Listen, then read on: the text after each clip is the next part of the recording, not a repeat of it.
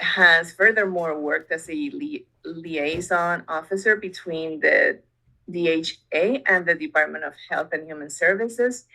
And prior to those assignments, he served as the advisor for the environmental health portfolio to former Assistant Secretary for Health, Howard Coe, Dr. Coe, and former Deputy Assistant Secretary for Minority Health, Dr. Nadine Gracia, and served as an aide de camp to former U.S. Surgeon General Dr. Regina Benjamin.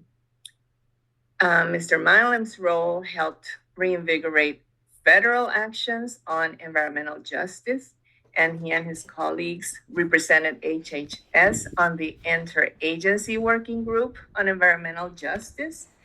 And that's the group that was led by the Environmental Protection Agency, along with 17 interagencies within the Council of Environmental Quality.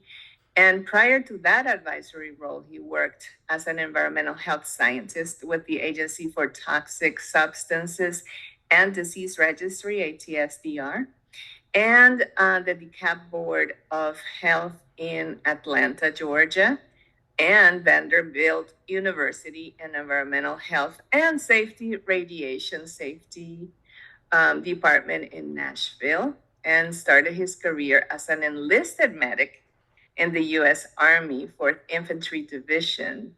He earned his Master in Public Health. That's where I came in.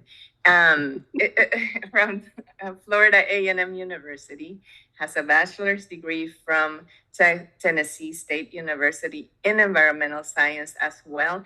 And he has numerous individual and group awards while serving in those capacities, including the Hazel M. Johnson Award for Environmental Justice, the EPA Bronze Medal, and the HHS Green Champions Award. He received the David Satcher Public Health Leadership Award when he was a student at FAMU, and received various USPHS and Army awards. He enjoys spending time with his family, hiking, camping. We need to get you here to Utah. That's right. Kayaking, and is a huge 49ers fan. Well, no one's perfect. So in this next chapter, he's looking forward to continuing the work in environmental justice with communities, and especially with youth, because that's where we need to be engaging. And so much to say about Ron, and this is just something, and I hope that he remains a resource to us and to you as well.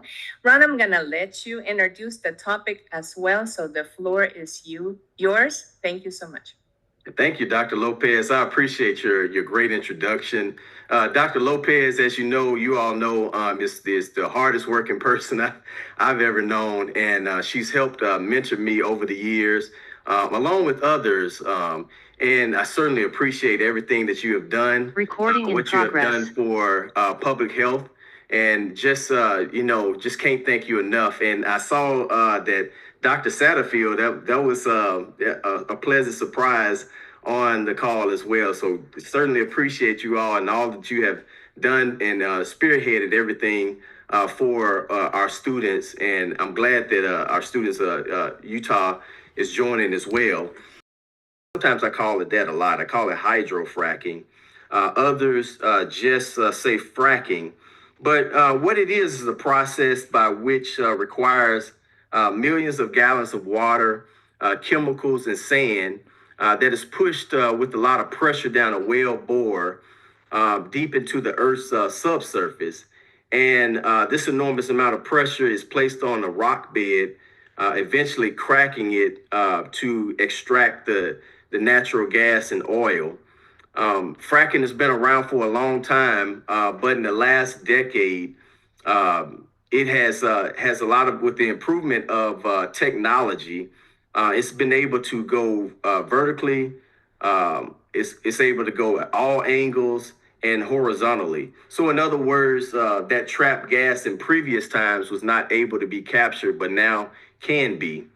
In this slide, I also mentioned that it is a game changer for energy, just because it's been a top oil. Now that the U.S. is not a top oil and gas producer in the world, and it's decreased its reliance on other countries, but acts at what cost to human health?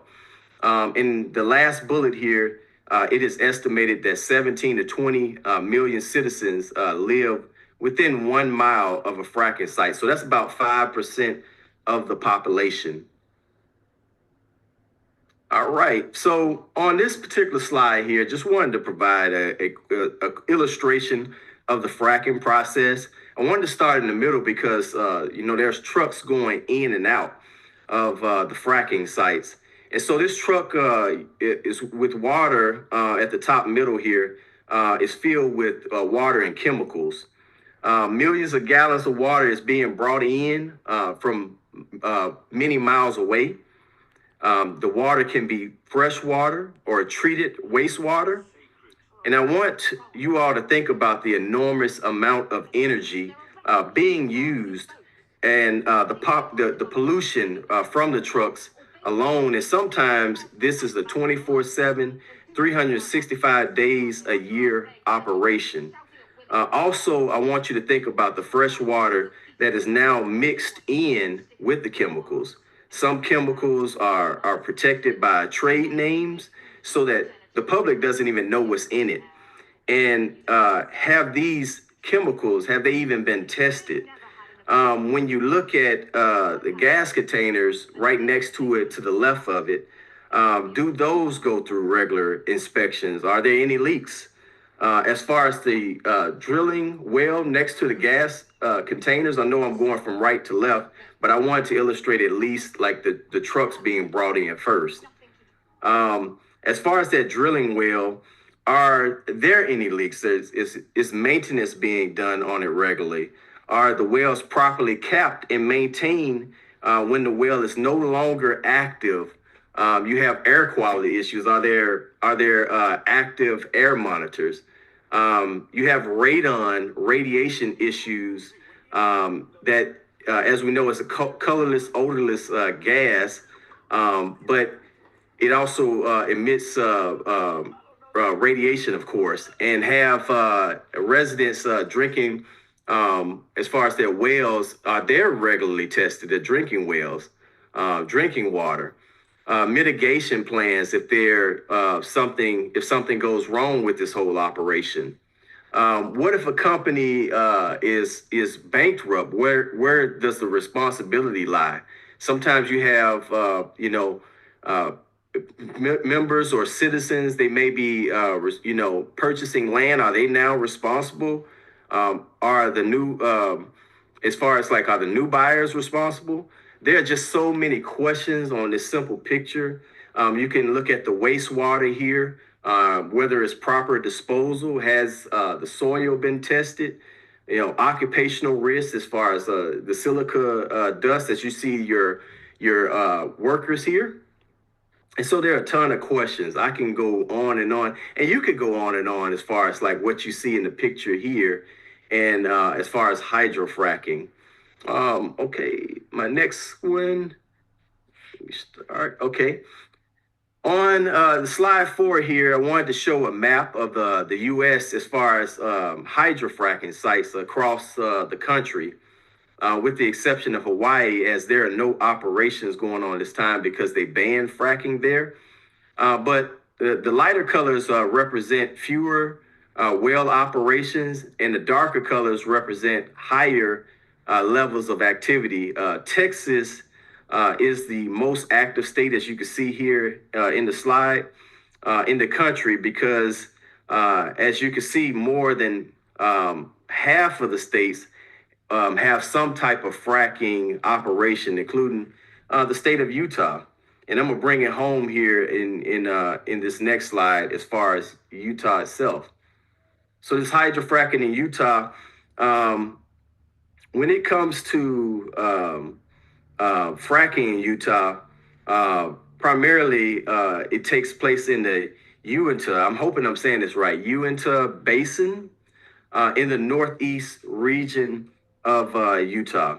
The Uinta has significant reserves, which have over 2,000 wells that have been regulated mostly by the state.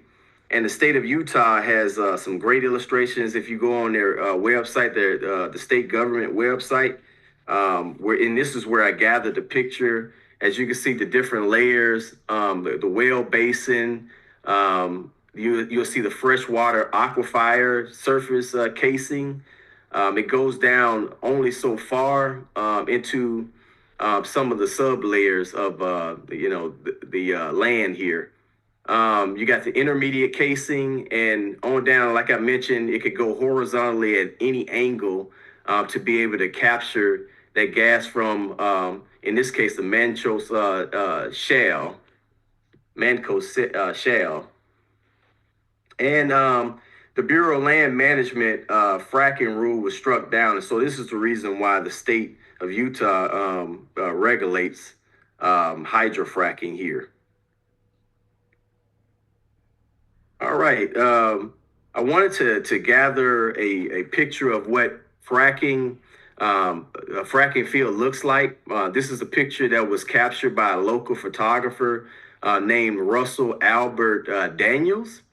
And in this picture, you see about 10 hydrofracking sites. It's kind of hard to see here, but it's about 10 fracking sites on this particular picture.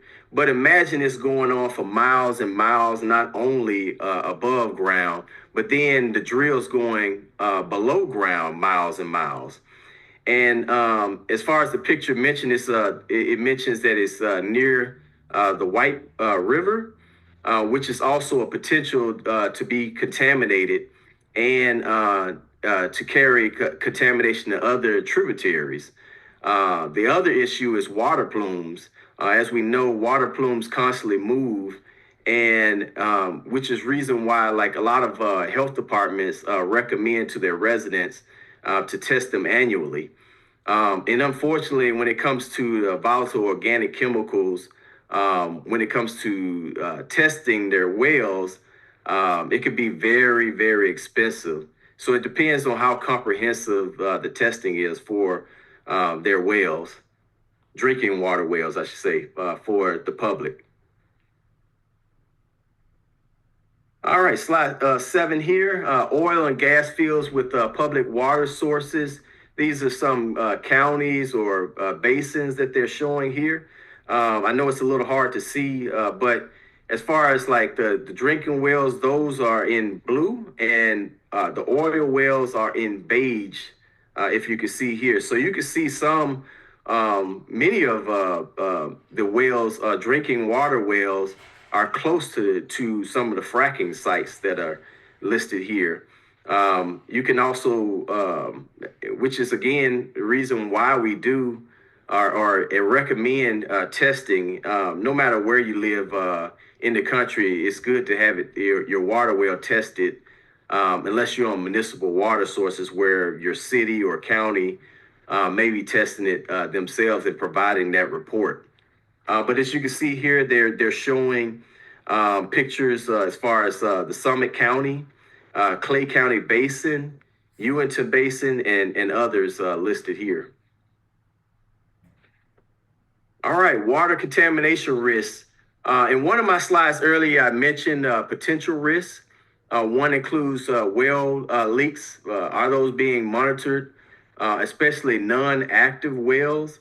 And I say that because they're capped, but sometimes they still seep VOCs, methane, and radiation and other chemicals. Potential spills is an issue. There are mitigation plans are sometimes, I know that some fracking companies, they do have mitigation plans, but do all of them? There are concerns about methane. And of course, we know as methane is 25 times more potent than carbon dioxide. And it's also known as a potent greenhouse gas, possibly contributing to climate change. We did a climate justice when I was in the federal government. We did a climate justice meeting at NIEHS in North Carolina, and this was one of the things that came up when it came to climate justice. Um, and all of that relates to environmental justice as well. But going on about methane, again, you often hear about methane many times, not only with fracking, but also landfills and cattle operation. And, as you know, cows get a little gas themselves. So uh, that, as far as like methane, big operations as far as cattle operations is a big issue. So, does anyone remember the Deepwater oil spill? I know this isn't necessarily a fracking site, but remember that that oil rig exploded in the Gulf. Well, why is this related to that? Because that was really methane. It was a buildup of methane that caused that explosion, and it killed 11 people, and they couldn't cap it that well for weeks. It was also known as the greatest man-made disaster in U.S. history, and second in the world behind Chernobyl. Some would probably agree or disagree with that. But some of the trade names, as far as chemicals, are not released to the public and protected by the Toxic Substance Control Act, TSCA, listed here in this slide. And then you also have radioactive materials as well, such as radon. Again, that's a colorless, odorless gas that provides radioactive decay in rock, soil, and groundwater. And so we tend to a lot of times, like when you hear about radon, you hear about that more so in homes, more so in like the Northeast or the Midwest, because we have a lot of basements in this area. So that's part of reason why radon certainly could be an issue. It could get into water, drinking water systems, air quality in your homes or near if you're near a fracking site. So that's always the issue, is because it's also a carcinogen. So last thing that I want to mention here in this particular slide, you see the drinking water. This came from the Gasland documentary, and this gentleman here is lighting his drinking water. You might say, well, lighting his drinking water, but when you have enough methane in the system, certainly this can happen. And they have a lot of YouTube clips. Certainly encourage you to look at those YouTube clips, and you'll see the flame is even bigger than this when he lights it up on that video. Now imagine drinking that. Imagine your family drinking that, and the potential health outcomes coming from something like this because of hydrofracking, the potential issues. All right, air pollution risks. As most of us, most of these are particularly the same as far as the drinking water and so forth. You have your volatile organic chemicals, like I mentioned before, methane gas, radon gas, particulate matters, especially like when it becomes, particulate matter in the lungs. The smaller it is, the worse it is as far as respiratory issues and irritants. So that's a major issue. Then you have your diesel exhaust that comes from the trucks and also equipment, and is a major issue. Like I said, some of these, depending on the activity on the well, it's a 24/7 operation. And so you have light pollution because, people can't sleep at night because these trucks are coming in and out. They hear them all day long. And it's again nonstop. The drilling is another factor as far as noise pollution. So this is a major issue when it comes to communities across the country and what they're experiencing. All right, ground soil issues. Another thing with fracking, places like Oklahoma and other places, they did not experience a lot of earthquakes prior to hydrofracking, but as hydrofracking operations increased, so did the earthquakes. And the largest earthquake in Oklahoma that I could pull up was happened in 2016, and it was a 5.8 on the Richter scale, which the state government did come out and admit that Oklahoma, the reason why this happened in Oklahoma was because of the hydrofracking operations that basically caused this incident on this 5.8 earthquake in the Oklahoma area. And then you have, if I scroll on down, you have at the bottom here land disturbances. One of the places that I was able to go to was North Dakota, in particular Fort Berthold. We had received a lot of complaints about hydrofracking on Native American land, which is of course sacred. As far as their land, holds spiritual and cultural significance, and they serve as places of prayer, ceremonies, and connections to their ancestors, where some of the ancestors are buried on. So hydrofracking creates a significant amount of stress, and it violates tribal lands. And so that was one big key issue that we were able to hear from the community. So, what are the health impacts of hydrofracking? I mentioned some of them. You have these studies came from Yale, Colorado, University of Texas. Also, the EPA put out a report back in 2016 on hydrofracking. So, respiratory issues, they mentioned that they did a study of 35,000 asthma patients, were evaluated, and they had noticed elevated risk of worsening respiratory issues. Another issue was upper respiratory irritation, coughing and shortness of breath, silicosis, as I mentioned, with occupational workers or any residents that are nearby the wells. You have cardiovascular issues where increased risk of heart attack, neurological issues such as migraine, fatigue, and sinuses, and I'm sure there's many others when it comes to neurological. You have reproductive health problems, a greater chance for pregnant women to have low birth weights, a risk of extreme preterm birth. And then you have cancer risk. Children who live near 1 mile. These studies said 1 mile of a well were twice as likely to develop childhood leukemia. And then lastly, various cancers from chemicals, some identified as carcinogens themselves. All right, you have your community impacts, social economic impacts. So you have your boom and bust cycles.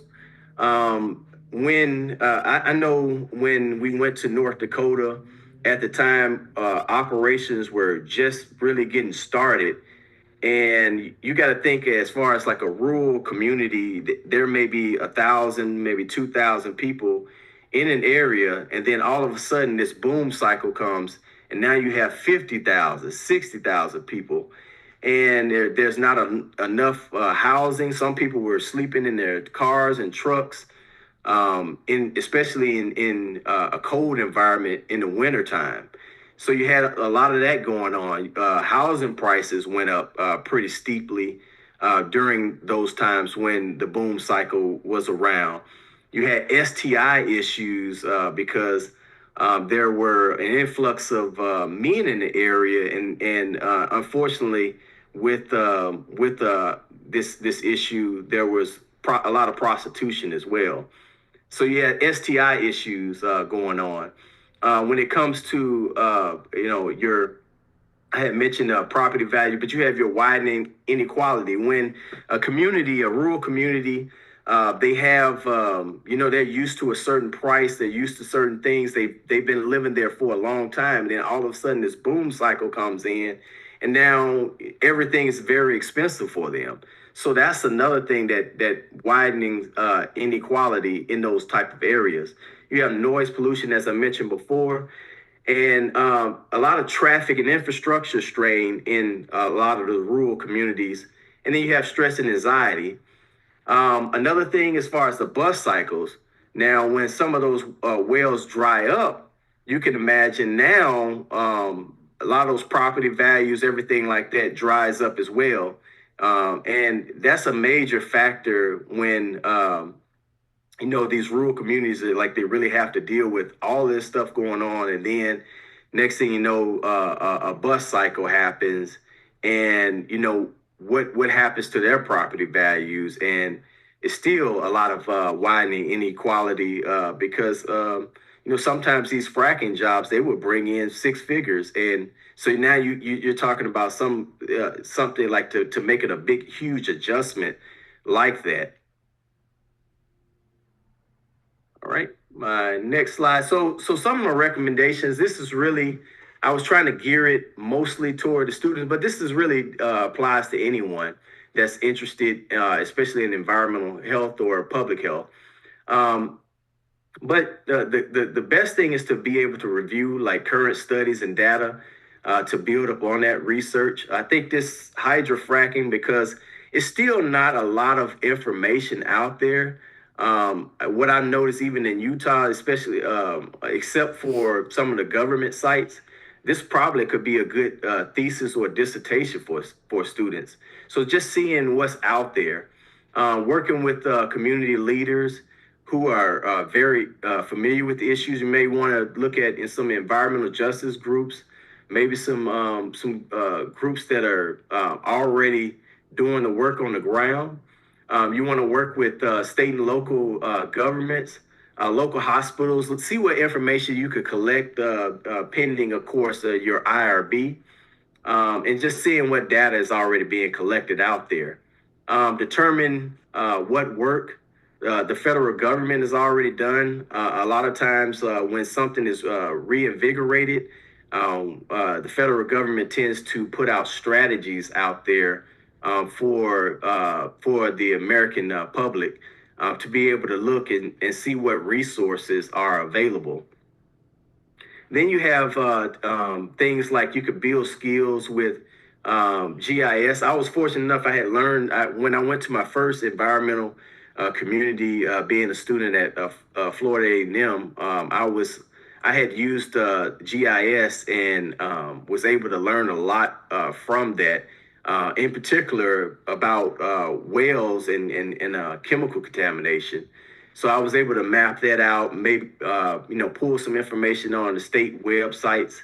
So I learned how to do a lot of that through either my university or they had a lot of tools at CDC as well, SAS materials and everything.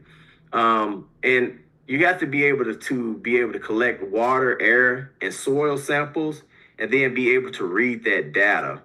So just learning skills like that, and then skills that are already going on here and into the future. You have your artificial intelligence, you have your machine learning, which is a subset of artificial intelligence, GIS again, and others. Coding materials, coding software that you could be able to use. Work, of course, with your local universities and colleges.